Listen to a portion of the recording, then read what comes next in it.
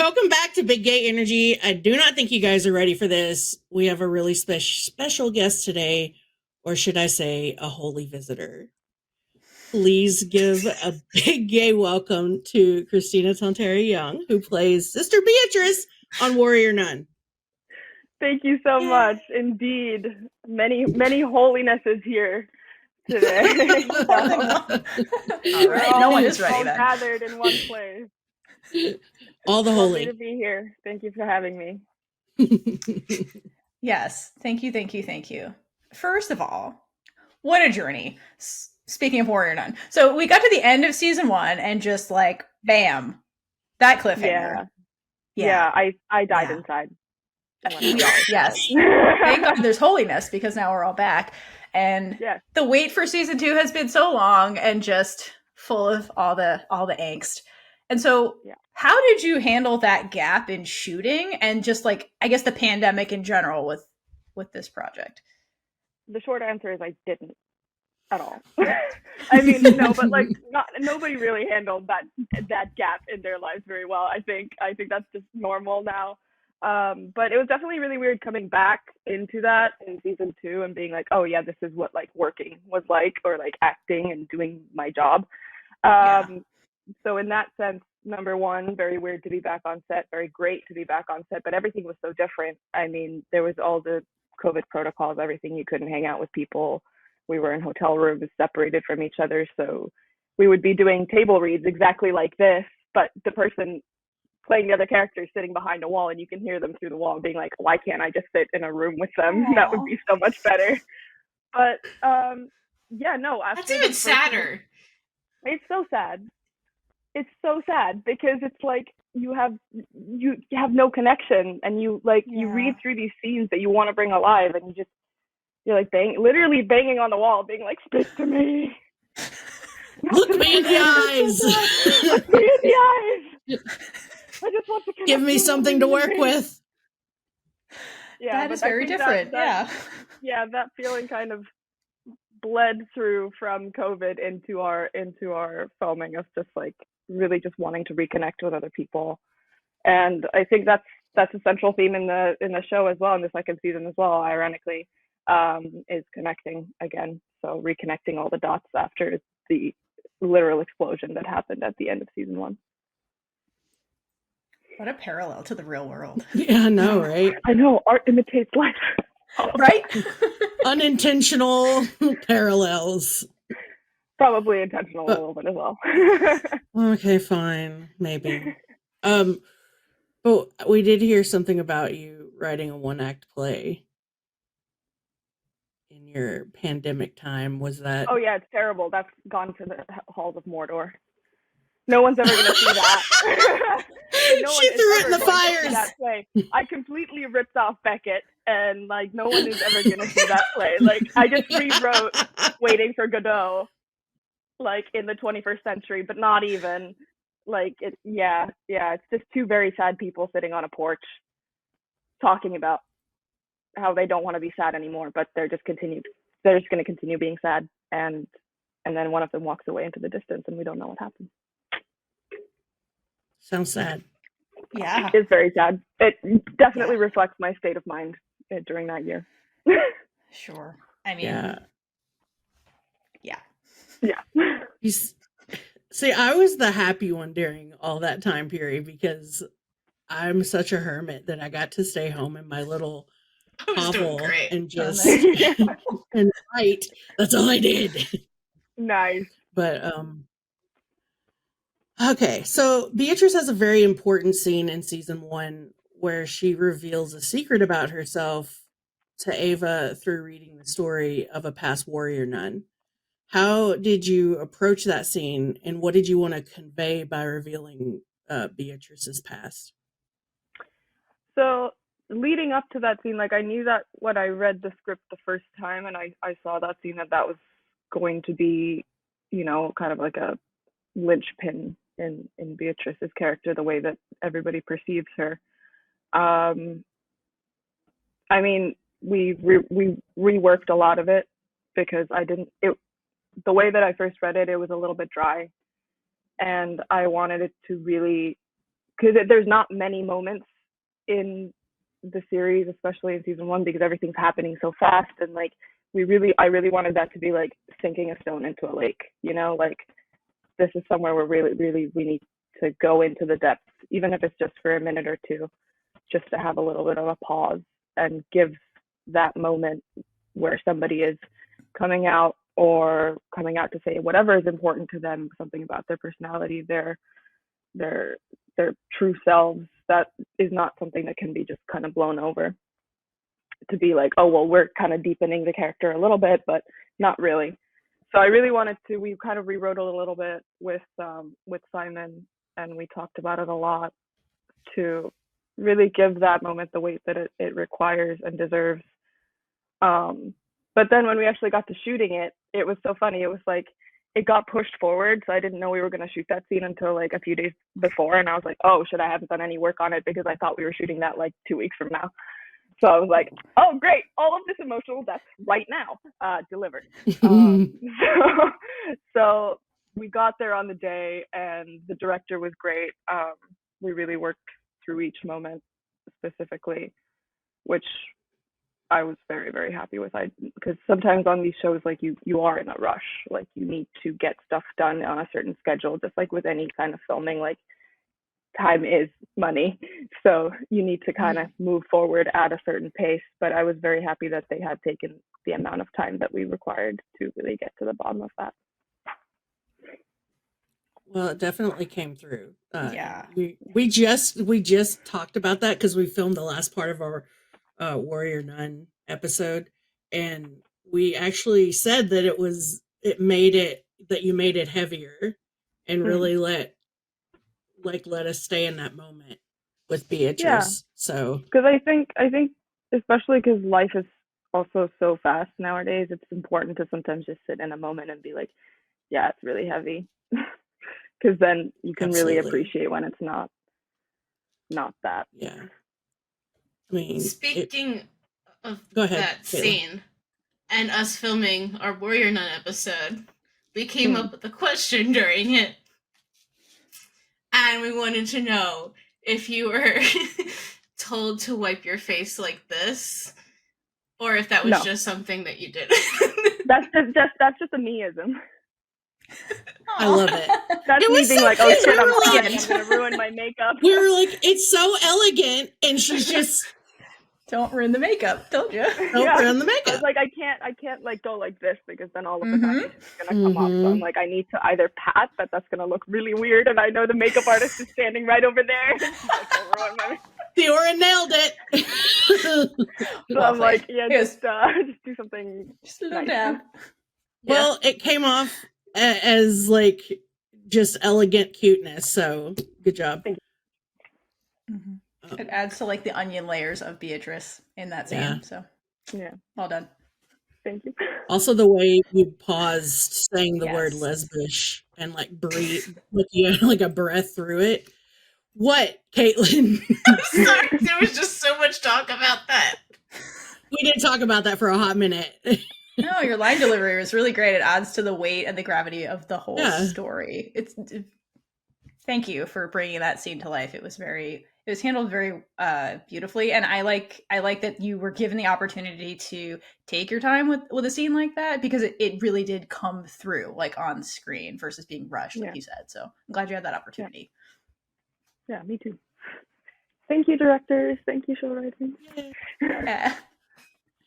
Speaking of these great scenes and choices, do you have a favorite scene from season 1? That one. I mean, yeah. In my head, I knew she was like, she's gonna say that one. Yeah, that one and the hallway fight where I like beat up a bunch of people because every girl. We're gonna talk about that. We're gonna talk about it. You don't get to do that every day, you know. It's like sometimes you just gotta take down a bunch of people because they're standing in the way. Beat the crap out of some dudes. Metaphorically. Move, bitch. Get out the way. Get out the way. That is the energy of that scene, yes. Yeah, basically it's just like, you think you're gonna stand in my way. Not today. You're cute standing there. Yeah. Not today, Satan. Yeah. So, I guess speaking of atypical things that would happen in a show about nuns, what was it like wearing a nun's habit? All the time. All the time. Literally all the time. Yeah, literally all the time. Well, first of all, it really made my ears hurt because it kind of pinned my ears against my head. Yeah. So like, constantly by the third hour of shooting, I'm like, I have a migraine. But sorry. Other than that, on a deeper level, I don't know. Like, I didn't grow up in a very religious family. I mean, I was baptized, and my mom brought me up Lutheran, but we were never like huge churchgoers.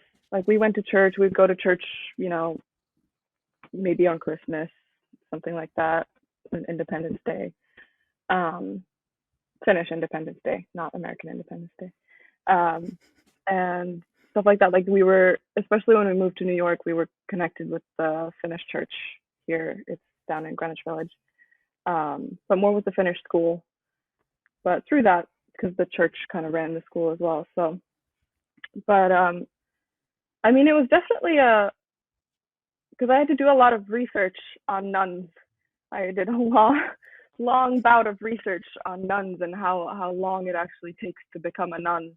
Not that I can really remember any of that now. That was like 4 years ago. But it is a very, very long time.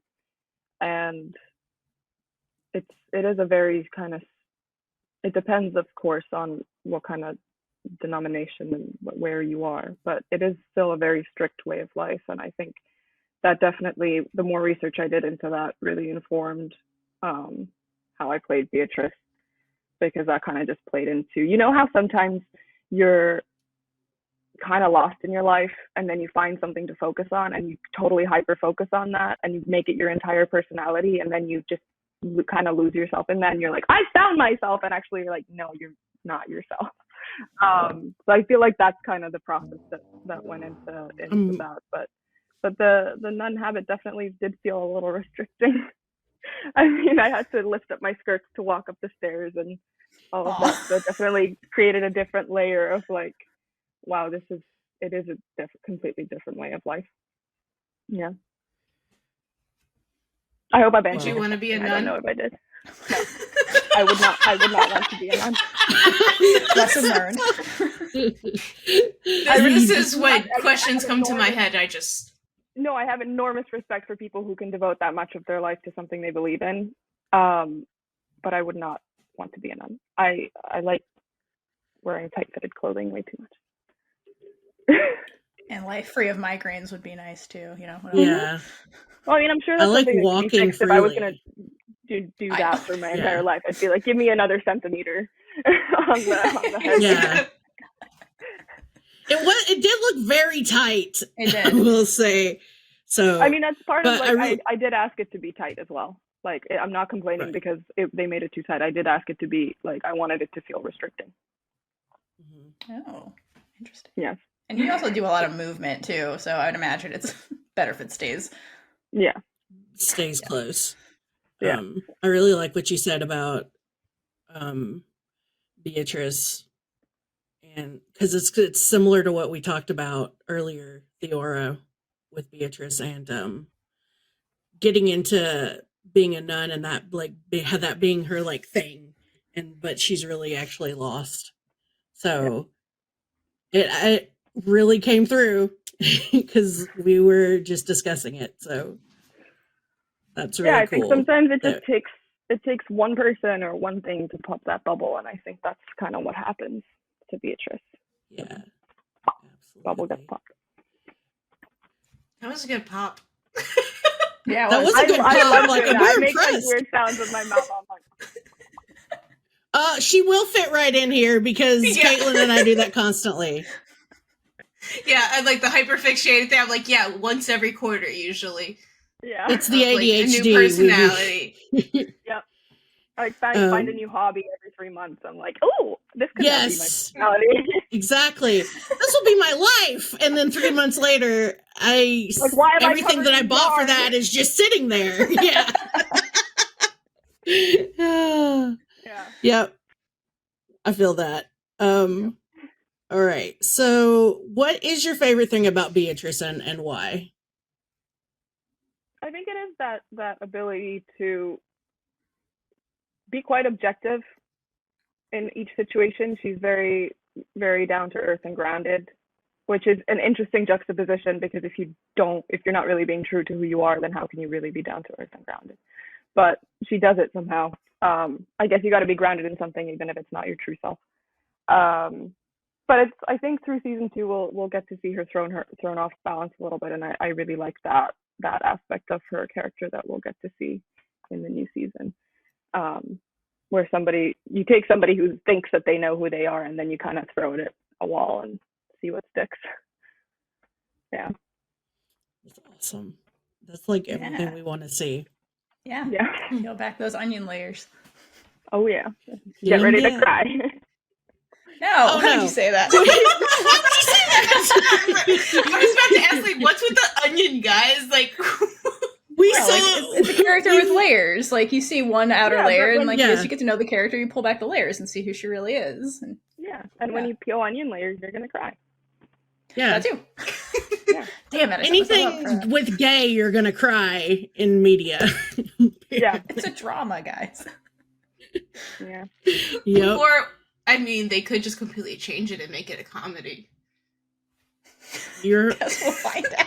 I mean, there is comedy in it. Also, like, there is a lot of comedy in it, and I think there's still a lot of comedy in season 2. I think they really banked in on that. They really owned in on that, which is good. I like that. Oh, good. Happy to hear that. So, yeah. So as much as Ava's you're going to be dad crying, jokes you're and also going to be puns. laughing. Yeah, there's a balance, right? Yeah. Yeah. Yeah. Can't have one without the other. Yeah. So we've got to talk to like a fight coordinator and stunt double for another show, and we've always talk about stunts, but did you get to do any of your own stunts? Yes. And, yeah. No, please finish. Well, usually people say no, so I was going to say, or do you want to? But you said yes. Yes, no, we did.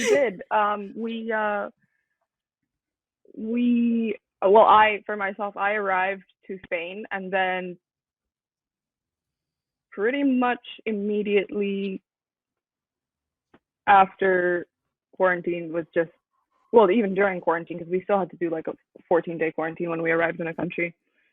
So during quarantine, it was like working out, strength training, like really working out. Like I got there, I was jet lagged. A few days later, I had my first like strength training class, and I did like this. You're in a hotel room, right? So there's not exactly many places where you can do like roundhouse kicks, unless you want to break a lamp and your foot. But there was a little deck. Pay for it. But there was a little deck outside, and this was in like July in Madrid, so it's 100 degrees outside, and the sun hits the deck like at midday full on, and I think we started at like 10, and there was still some shade, and I was trying to do like, we were on the Zoom, like I had my computer up on the table so the trainer could Monica, she was amazing, so that she could see what I was doing. And I was outside in these like leggings and shit, and it was just so hot that we were doing some Pilates and cardio, and I was like, I need to sit down, I think I'm gonna pass out. But they really trained us for the first like 3 weeks before we started shooting. It was a lot of training. I mean, it inspired me to start training again, because I was like, holy shit, there's actually like results. Like I don't just feel unfit and weak. After that realization came after a few times, after almost passing out. Right. Sure. But after that, when we were out of quarantine, we started going to the stunt warehouse, and like they taught us all the choreography that we were going to do. And there's a great fight. I forget which episode it's in because it's been such a long time, but there's a great fight that you'll see that takes place in a church, and that is like 80% us actors doing the fight. That's so awesome. Wow. Yeah. that's gonna be my favorite fight of season 2. I can already tell. It's just That's so exciting. It's so large scale and just I want to fight people. Okay, Kaitlynn. You should do whatever makes you happy. I say that until we bail her out of jail.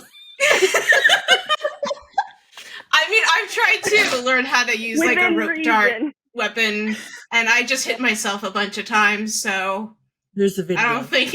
Well, here's the good thing: you are hitting something, so now you just have to twist it so you're not hitting yourself. Hey, you're gonna hit something else. Michelle would be proud. Baby steps.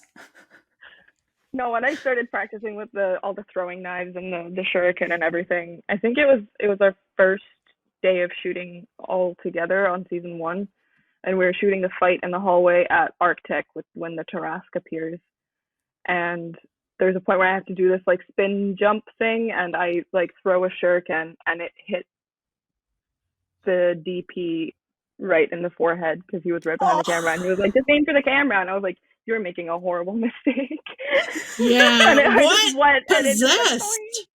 I mean, you were on target. I was on target. That was yeah.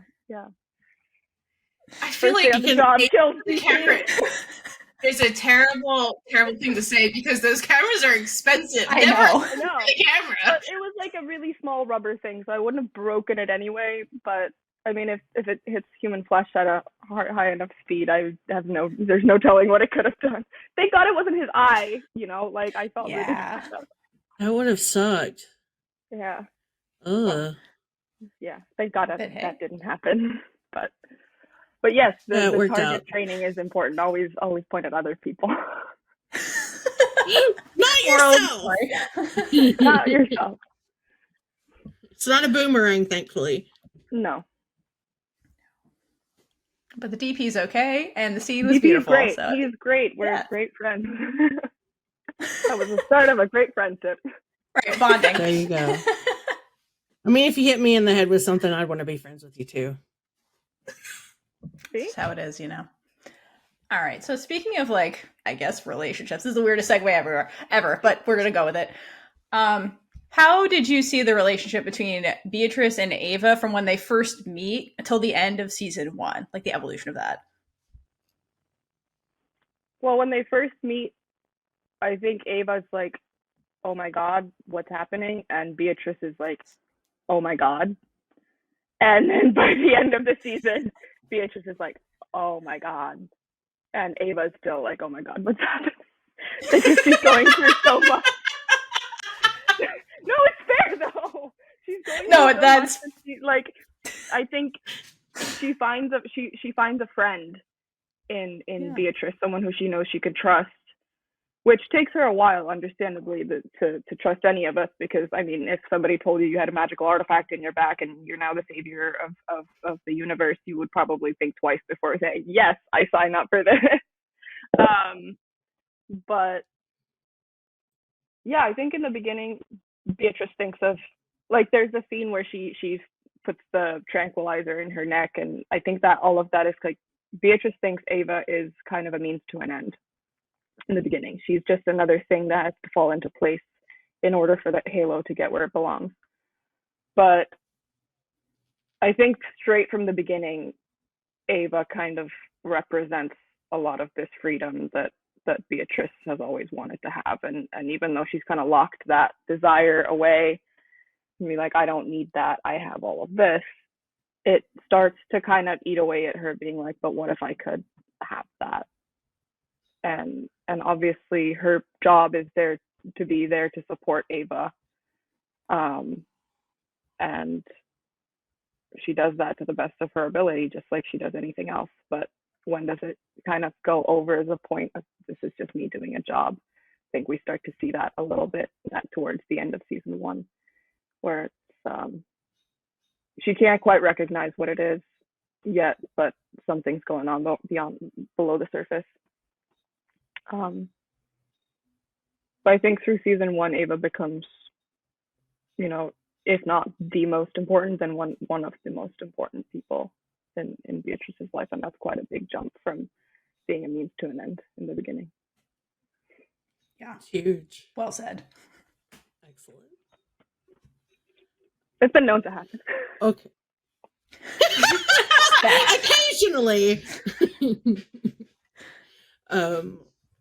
So big gear switch, but are we going to find anything more about where Michael went after he went through the portal? Yes.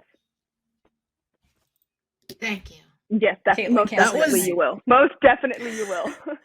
Kaitlyn's been on that for a while. It's like, I need to know what happens to Michael. You'll know what happens. Well, because Bree went like, oh, I don't think they're actually going to talk about that next season. I'm like, what do you mean they're not going to talk about it? Here, listen, I'm just who went through the portal. Never mind. I'm just messing. It's my mess with Kaitlynn hour. No, it's definitely it's 24/7 with you. To be discussed. For sure. Thank you. Amazing. Thank you. Kaitlynn can sleep now. Thank you. Don't worry, we won't just forget about the kid.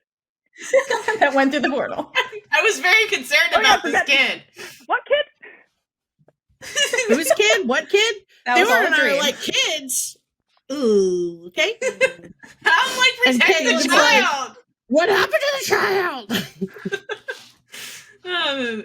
Okay, well, that just shows how much we don't know about season 2 because we haven't seen it yet. But everyone else will have already known what is happening when they see this.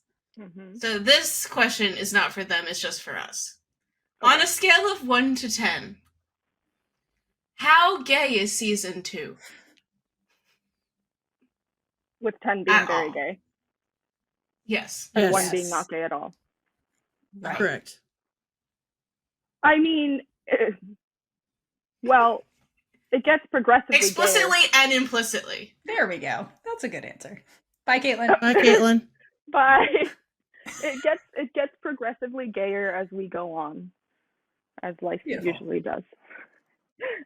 That is so. Great answer. Your answers are so good. Sounds like a 6.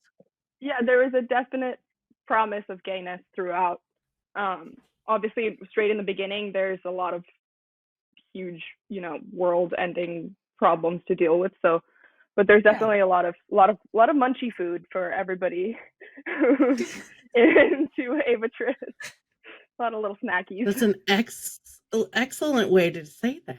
Yeah, little tidbits. Winning. Is Mary alive? Well, this is coming out after. Yes. The shows came out. Well, Toya was not with us for the second season due to personal reasons. She had to leave. So unfortunately, Mary will not be making an appearance in season 2. Oh, sad day. Yeah, very sad. She was a great part of the team. I think we all felt that loss as if it were so fun to watch. Truly real, which it was. So it came as a complete surprise, but thank she you will for not be joining us. So she's alive. Okay. Toya's alive and very well. Yes. She went through the portal that we're not going to talk about. Kaitlyn's gonna make an alternate season 2 in her head. I mean, yes. I mean, there's an alternate season 2 that lives in all of our heads. That's what fan fiction's for. Exactly. Oh, good. But speaking of the actual season 2, so in season 1, it seems like Beatrice is kind of being set up to have personal growth a lot in season 2. So what kind of journey do we see her go through in the next season? A rocky one. I mean, yeah, she's, as anybody would be after seeing what happens, any devout person would be after seeing what happens in the end of season 1. It's obviously blown everything out of the water in what pertains to faith.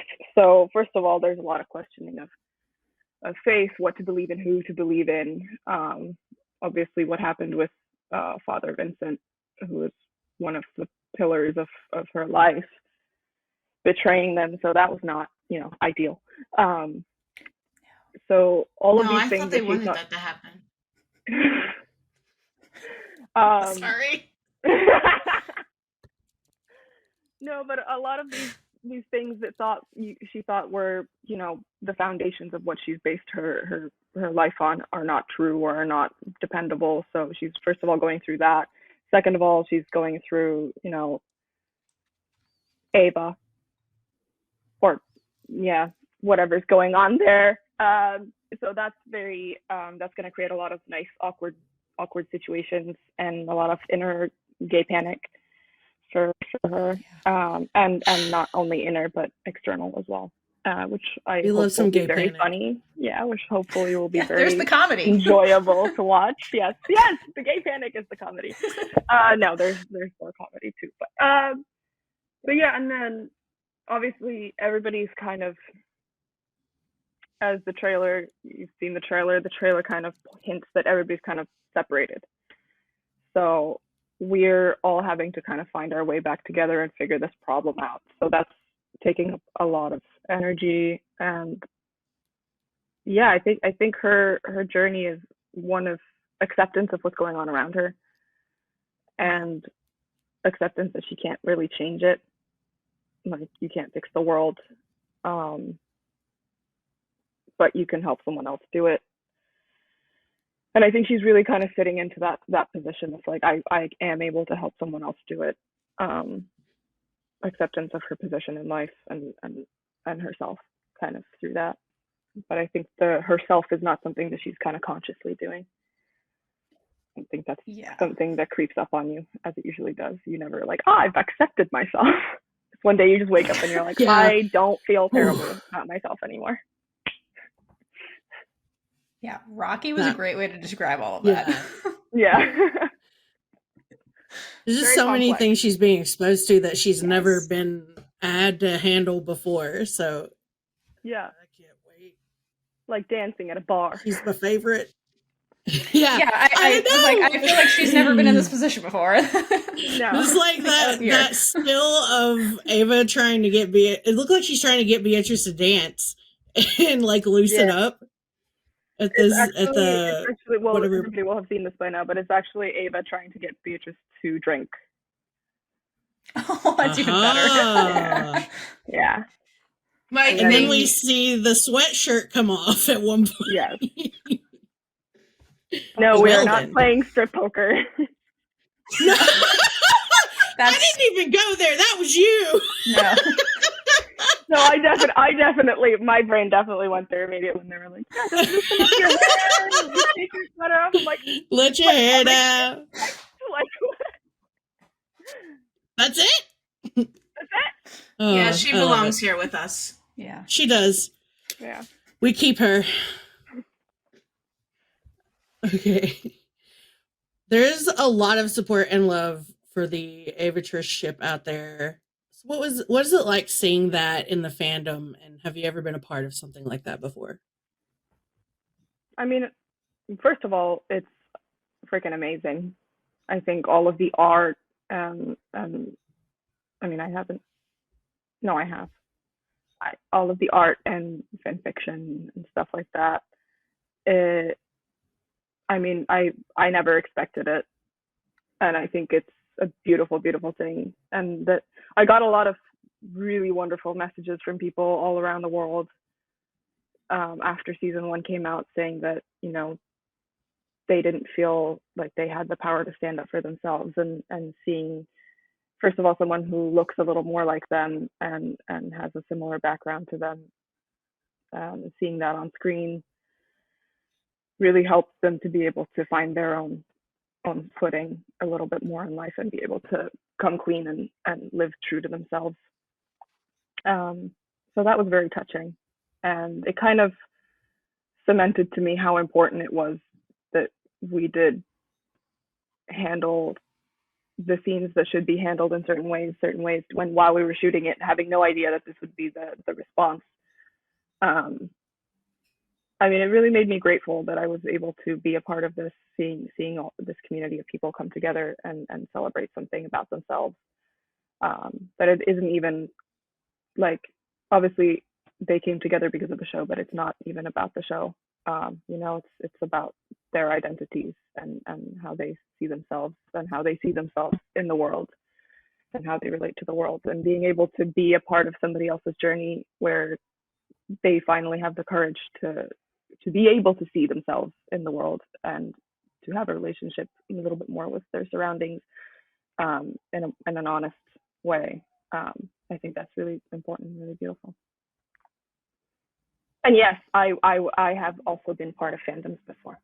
I mean, I started cosplaying when I was like 14, so I've been a part of many fandoms over the years. She gets the fandoms. I get the fandom. Circle then. we don't often have guests who have been in fandom. And oh yeah, we have to make a dictionary for people. Yeah, I've slept on hotel room floors at conventions and to see. I love it with cosplay groups and reading fan fiction and all that. That's a part of my youth. We often awesome. Have to explain like the word ship to people. So. Yes. It is sailing, my folks. It is sailing. Sailing into the sea. Yes.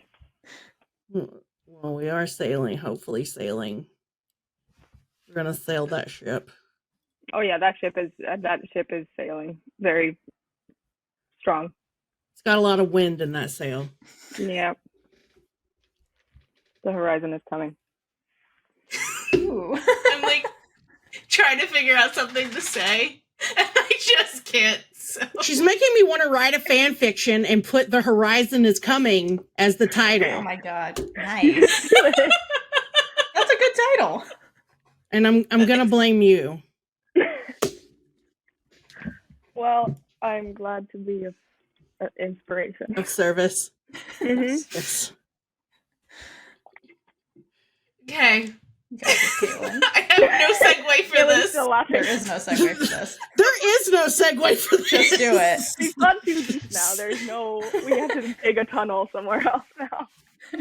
Get back from the horizon, guys. Yeah. Well, it's about Bree. That's how I'm going to start this. Oh, what? Here we go. She's going to reveal all my secrets. Okay. I'm ready. So, Bree likes to send us some weird messages. And she sent us, not weird, but like she just likes to send us videos. And one of them was a video you posted where you're singing a song about Tuna with Alba. What was that all about? We were deliriously tired. We were so tired. There's another picture of me, probably from the same day, sleeping in a chair like this, between shooting. So I think, I remember now. It was because we were in Seville and we went to this beautiful restaurant with a bunch of people, and it was a restaurant that just sells tuna in a multitude of different ways. So you can have tuna in 50 different ways. So we had tuna in many, many, many different ways. And after that, we both agreed no more tuna for a while. Yeah. I mean, it was spectacular. I hope you like tuna. Yeah, we both do, but it was like you can have too much of a good thing. Too much. Yeah. Tuna, yeah. Yeah. I mean, I think tuna is something that you have to indulge in like small amounts and then sparingly have a gap in time before you have tuna again, even if you're just having like one kind of tuna. So I admire you guys for getting through that much tuna. And now the song makes sense. Yes. We're like, how do we get our energy, whatever's left of our manic energy, out so we can calm down for shooting, so we're not singing the Tuna song just before they say action. So we decided to do it outside. Man, the Tuna song would have been a great addition, though. Still waiting for the blooper reel. I'm sure there's other bits just like that on the blooper We reel. need it. I don't know where it is.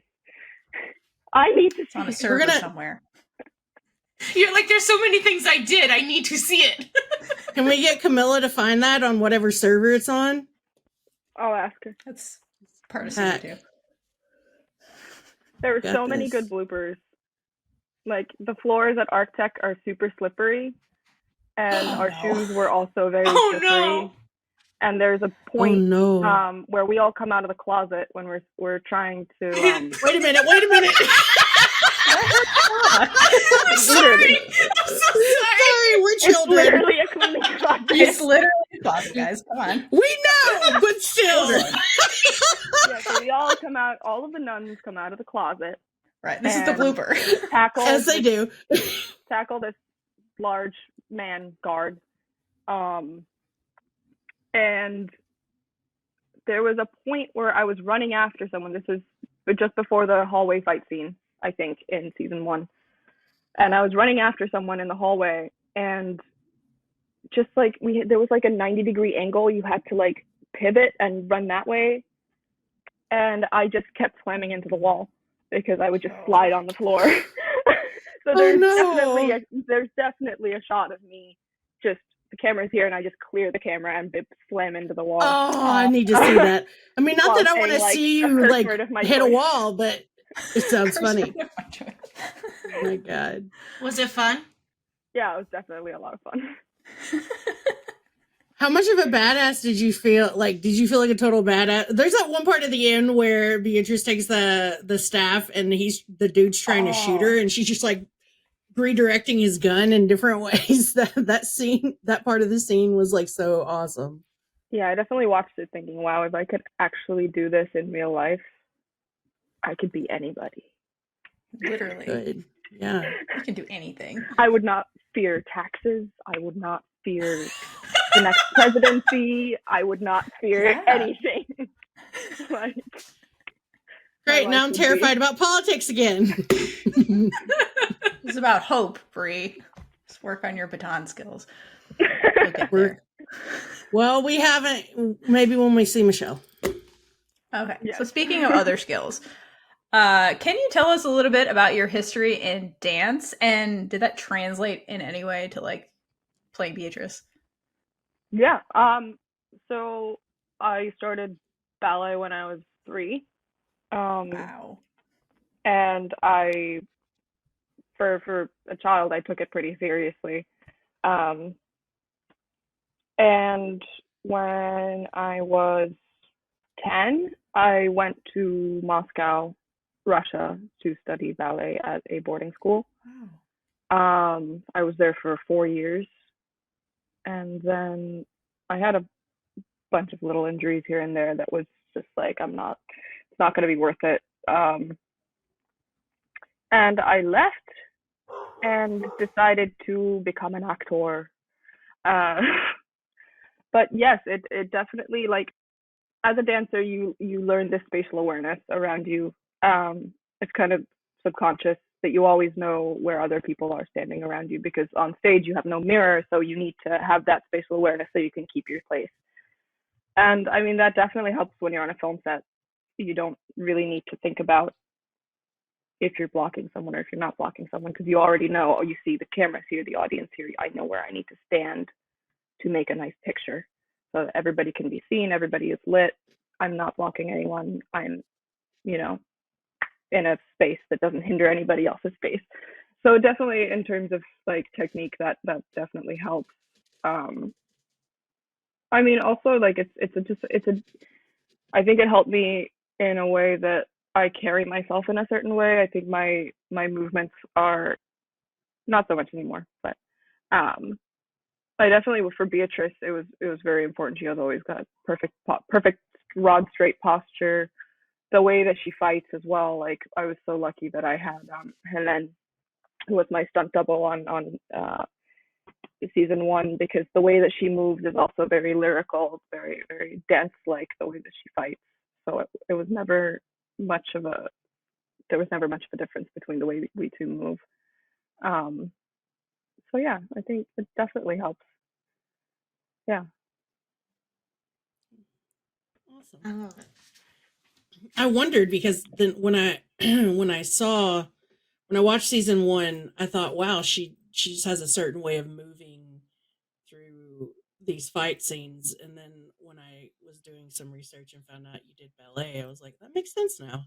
Yeah. So It's also because there's a rhythm to everything. There's a rhythm to speech. There's a rhythm to every scene. There's a rhythm to movement, and there are certain rhythms that work, and then there are certain rhythms that either make it comedy or just don't work at all.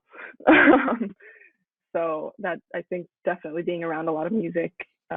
Like I played the piano and the violin as well when I was a child, so I think being around a lot of music and then was there anything you didn't do? Seriously. No. No, I'm just kidding. There's a lot of things I didn't do. That's just the first thing that came to mind. But yeah, being around a lot of movement and music and connecting those two and seeing the rhythms that work and the rhythms that don't, and also being in drama school, then like studying a lot of these great plays and seeing the rhythms within the text there, you kind of learn to follow what's written in a way that it's not just like you say the words that are written on the page, but there's a certain rhythm to how people converse. And when you change that rhythm, you change the meaning of the conversation. So it's playing with subtext a lot. I love that. Absolutely. There was a mention of children's theater on your Spotlight profile. What was your experience with that? Children's theater is the toughest thing to do. I think anybody who wants to become an actor has to do children's theater at least once, because it's so hard. Because I'm not equating children to animals here, I'm just prefacing that, but it's almost like acting in front of puppies, because you have to be keeping their attention, because children are so curious about the world that they're always like, oh, what is this, what is that? Very easily distracted. So you need to really be present, because like with animals, if you're present with them, they'll pay attention to you, they'll give you their respect. But the same thing with children. If you're not present with children, they're just going to go do something else. So as an actor, you have to be, when you're acting, you have to be present with your scene partner, with everybody else involved. And I mean, children's theaters like a gladiators, you know, it's like, you know, you have to, are you entertained? Yes. So yeah, it's tough, but I mean, it's also very rewarding when you do a good show and you see that everybody's, you know, kept their butts on their little seats and has been engaged through the show.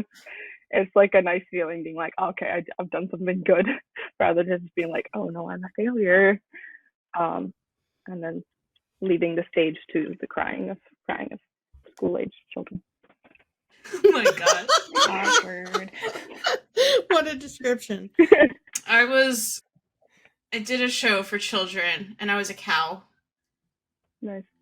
And just like one little child came up, like, can I take a photo with you? I'm like, oh, okay. So people actually paid attention to the cow who had no lines. Cool. You must have been a very engaging cow. There's nothing to be ashamed about there. It takes a lot to be an engaging character with no lines. Yeah. Yeah. Like the picture, you can tell from the picture. Yeah, I have a picture of me as the cow, just like crying as the cow. It's I would be engaged. It's a weird time. Yeah. All right, Bree. So, speaking of your many talents, we see that you have some really cool sports and hobbies that you enjoy.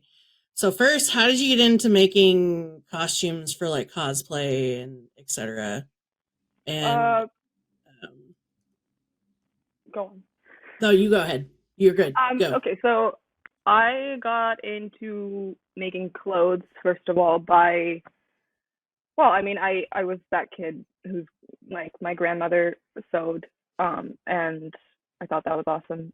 So then I got like a little tiny toy sewing machine when I was like 6 or 7, and then started making really, really, really bad dolls clothes until I realized that I could make really, really, really bad clothes for myself.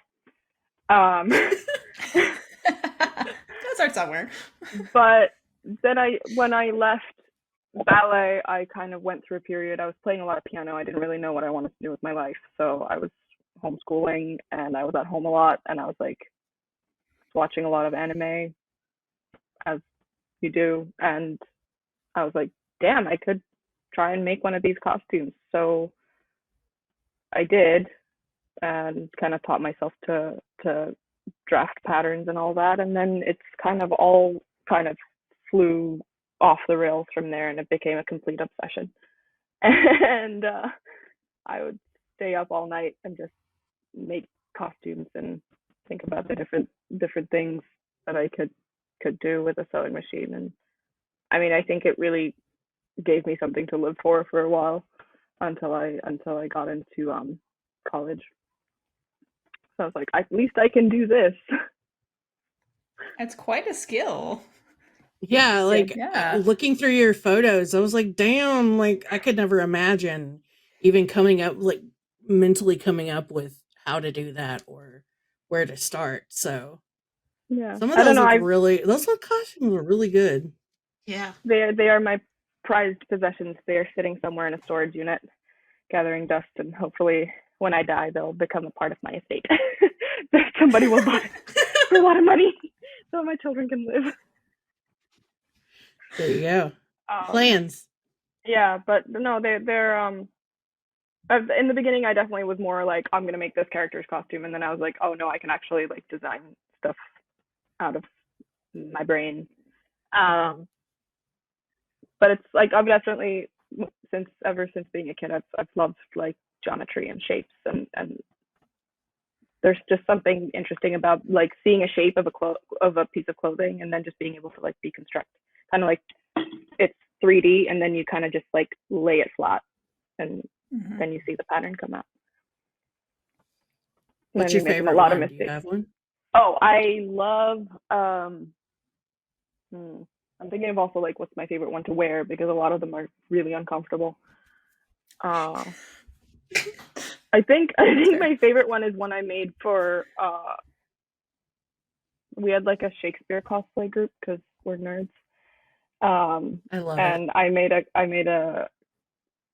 a costume for Hamlet, which was really dramatic, and I saw that one. Like very overly dramatic, just like Hamlet, and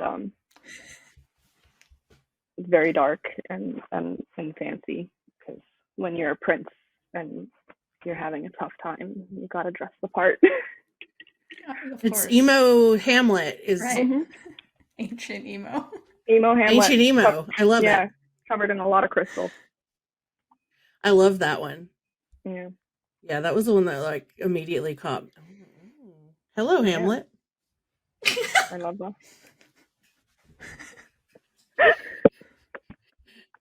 Okay, moving on from Hamlet and Kaitlynn laughing at me to surfing.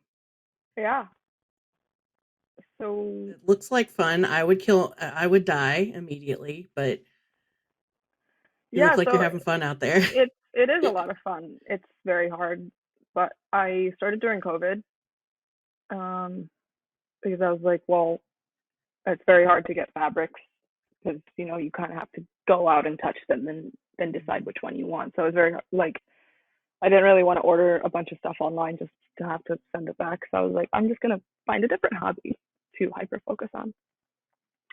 And so I started surfing, and now, I mean, it's the longest living, like full on, like I'm not doing any other hobbies, I'm just doing that. It's very fun. It takes you around the world. Like I surfed out in Spain and in the north of Spain, and I was in Puerto Rico last winter, and yeah, it's fun, but it's very hard. It feels like being in a car crash constantly when you're surfing. That must be why I hate it. Constant whiplash. It's not for the faint of heart. We'll just put it that way. Yeah. I'm just curious. I tried to learn it. Yeah. Do you do shortboard or longboarding? I did longboarding, but now I only shortboard. Yeah. Nice. Yeah, I've gone over to the dark side. Yeah, right. I don't even know what that means. So longboards are pretty much anything over 8 feet long. And shortboards are pretty much anything under I don't want to like get crucified by the entire surfing community, but under 6'5". Yeah, I think that's right. Anything between 6'5" and 8 foot, it's not a board. That's like a mid-length.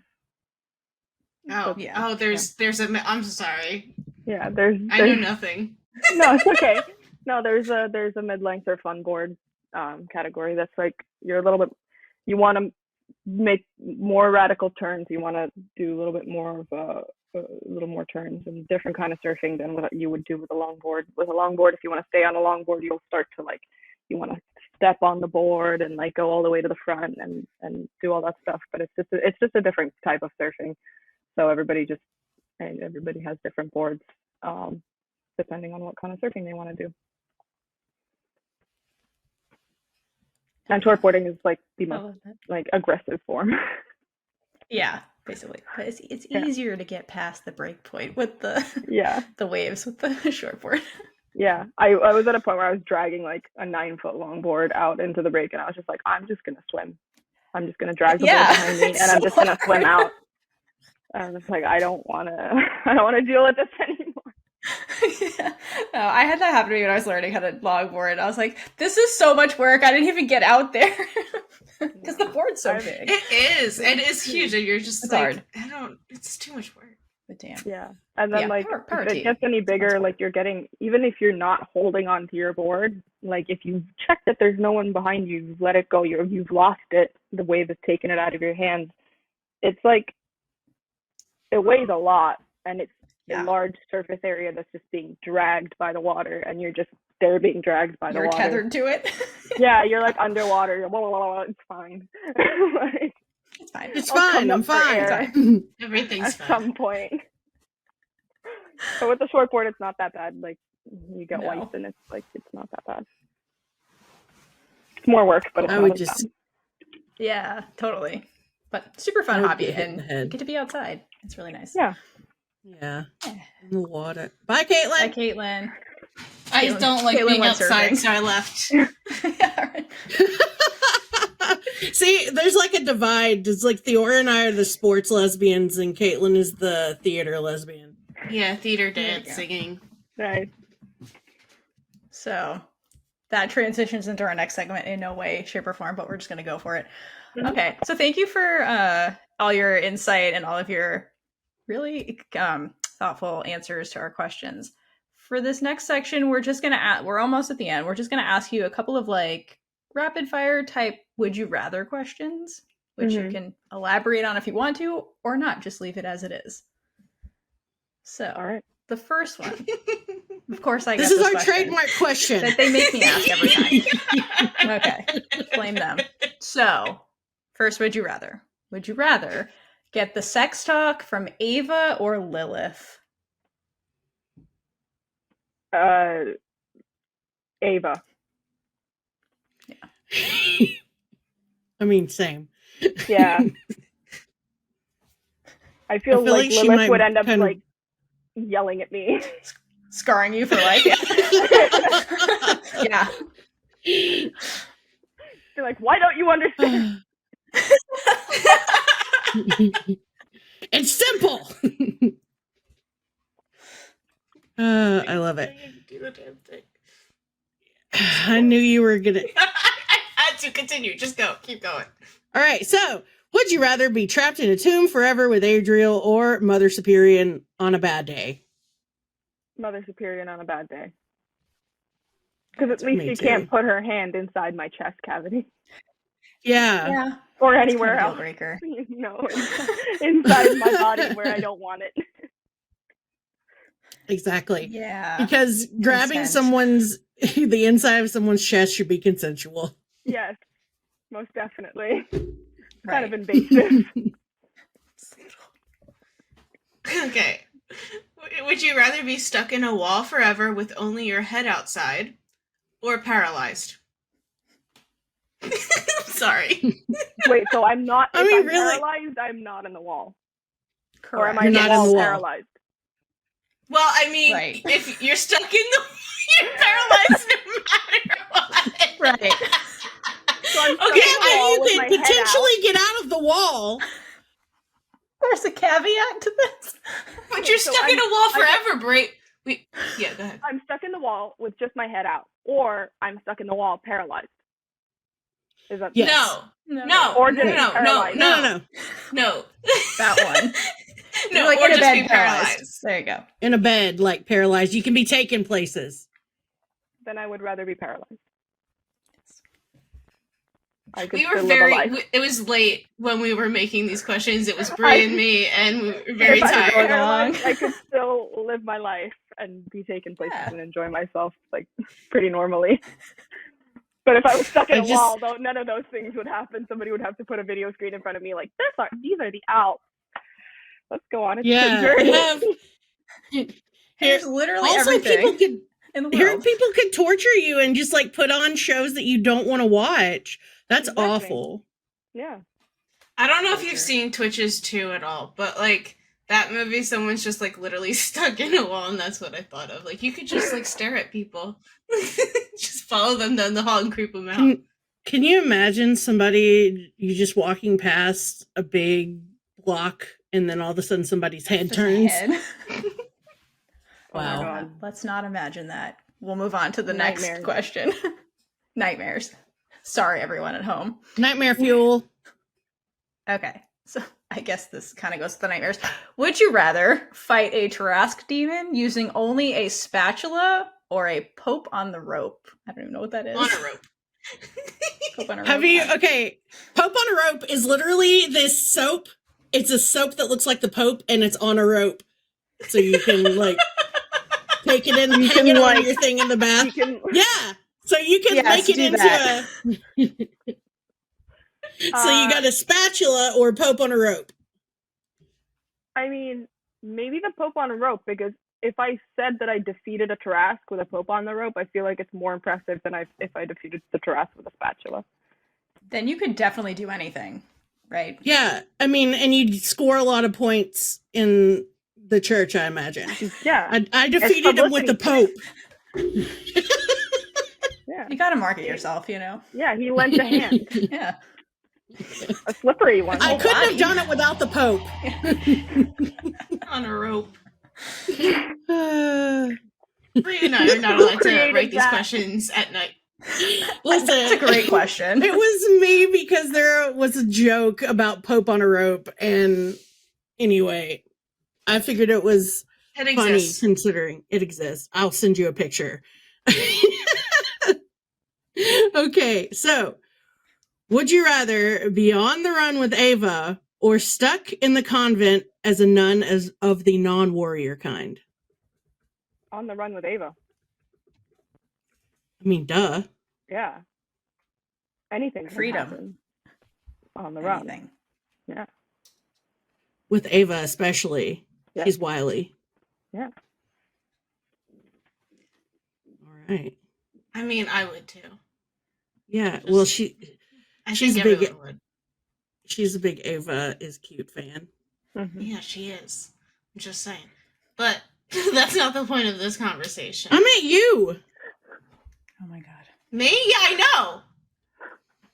That's why I was like, yeah, she is. I was telling Kristina. Like, I understand that, but that's not why we're here, okay?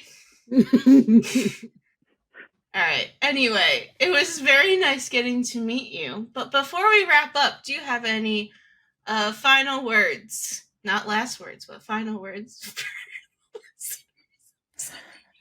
I did it. Any final words for the listeners at home? No, I'm kidding. Well, no, I just hope that everybody who watches the second season likes it, and some predictions that are out there on fan theories on Avatrice are indeed true. It is a very slow burny kind of feeling through this second season, but I hope you guys stay till the end because there's something good there. Something good always at the end of the rainbow. The horizon. At the end of the rainbow, we're back to the gay. Yes.